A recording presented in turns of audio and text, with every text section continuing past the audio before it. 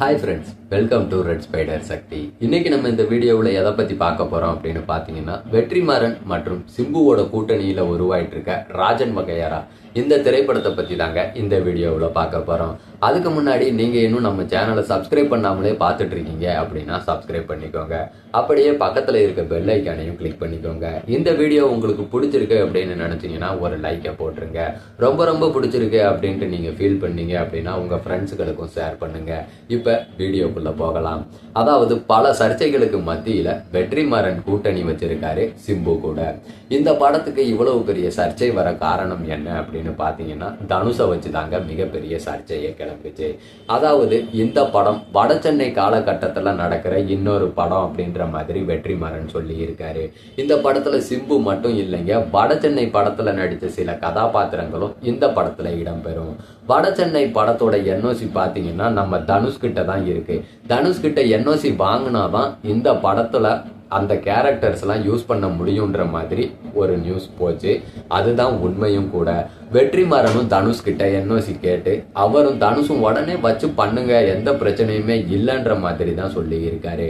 ஆனா இந்த இணையதளவாசிகள் என்ன செஞ்சுட்டாங்க அப்படின்னு பாத்தீங்கன்னா, ஃபர்ஸ்ட் வெற்றிமாறன் கேட்கும்போது தனுஷ் எந்த ஆட்சேபனையும் தெரிவிக்கல, என்னோட கேரக்டர்ஸ் எல்லாமே வச்சு யூஸ் பண்ணிக்கோங்க அப்படின்ற மாதிரி சொல்லிட்டு அதுக்கப்புறமா மேனேஜரை விட்டு 20 கோடி கேட்டாரு தனுஷ் அப்படின்ற மாதிரி ஒரு தகவல் தீயா பரவ ஆரம்பிச்சிடுச்சு.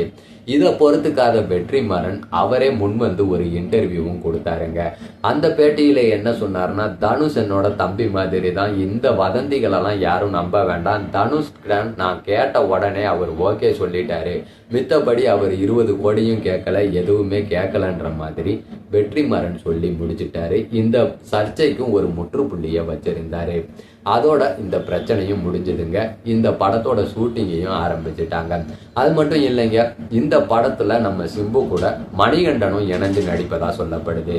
ஜெய்பீம் படத்துல அட்டகாசமான நடிப்பை கொடுத்திருந்தாரு மணிகண்டன்.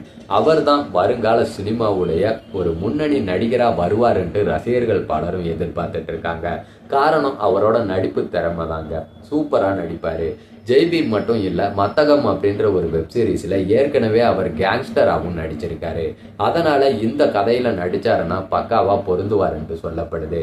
அது மட்டும் இல்லைங்க, இந்த படம் ஒரு வெற்றிமாறன் சினிமேட்டிக் யூனிவர்ஸா உருவாகுமா அப்படின்ற மாதிரியும் ரசிகர்கள் எதிர்பார்த்துட்டு இருக்காங்க.